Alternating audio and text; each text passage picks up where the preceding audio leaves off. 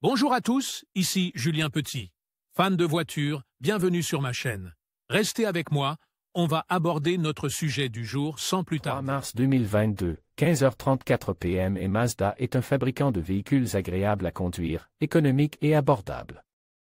Sa réputation s'est construite autour de voitures telles que la MX-5 Miata, la Mazda 3 et la CX-5. Aujourd'hui, ses ambitions vont au-delà de Zoom Zoom et elles visent résolument les constructeurs de voitures de luxe haut de gamme comme Lexus. Mazda s'apprête à devenir une marque de luxe. Les constructeurs qui se lancent dans le luxe n'ont rien de nouveau, car les voitures de luxe sont bien plus rentables que les voitures économiques bon marche.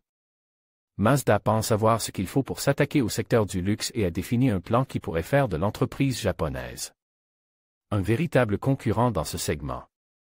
Le plan de Mazda pour dominer le luxe commence par une nouvelle plateforme à roues motrices. Le magazine automobile britannique Autocar a récemment interviewé Jeremy Thompson, directeur général de Mazda UK. Cet entretien tombe à point nommé puisque Mazda vient de mettre à jour son SUV CX-5, le plus vendu, et s'apprête à dévoiler le nouveau SUV CX-60. Ces nouveautés s'inscrivent dans le cadre des projets plus ambitieux de Mazda visant à introduire davantage de modèles hybrides et de véhicules électriques basés sur un nouveau châssis à propulsion. Mazda monte lentement en gamme avec ses véhicules, mais Thompson révélait aujourd'hui l'étendue de ses projets. Mazda ne cherche pas à concurrencer les Allemands. Jeremy Thompson a déclaré à propos de l'avenir de Mazda, « Nous aspirons à devenir une alternative crédible au haut de gamme traditionnel. C'est-à-dire une alternative non allemande. Nous ne cherchons pas à imiter le haut de gamme allemand parce qu'il est très bien servi par les opérateurs en place et qu'il est probablement impossible de les battre à leur propre jeu. Mais nous croyons fermement qu'il y a une place pour une prime japonaise et cela implique de définir ce que nous entendons par prime japonaise, ce qui prendra un certain temps. Pour l'instant, Lexus opère dans ce domaine et représente environ un tiers de la taille de Mazda en termes de vente. Nous essayons de trouver un espace légèrement différent de celui où il se trouve aujourd'hui, a indiqué M. Thompson. Mazda ne veut pas devenir BMW ou Mercedes-Benz. La partie intéressante de l'interview de M. Thompson est son affirmation selon laquelle la marque ne veut pas copier ce que font BMW et Mercedes-Benz.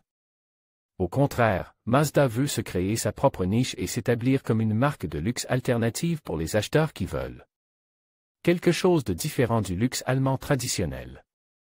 Les occasions de le faire ne manquent pas. Le petit constructeur japonais a toujours suivi sa propre voie.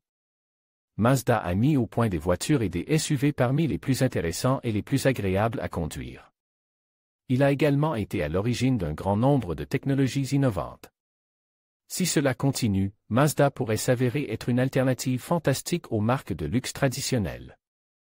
Lexus a toujours été considéré comme la Mercedes-Benz japonaise, notamment en ce qui concerne la grande berline LS. Mazda pourrait se positionner comme une alternative viable à Lexus. Mais elle doit rester suffisamment unique pour éviter les comparaisons fastidieuses avec les marques allemandes haut de gamme traditionnelles.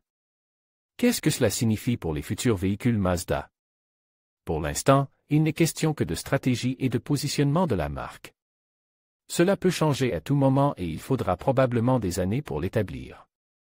Le futur SUV CX-60 contribuera grandement à convaincre les acheteurs de voitures que Mazda propose des produits de luxe.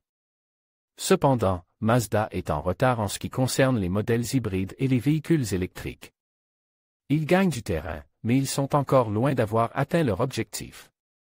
2-3-4-1-2-3-4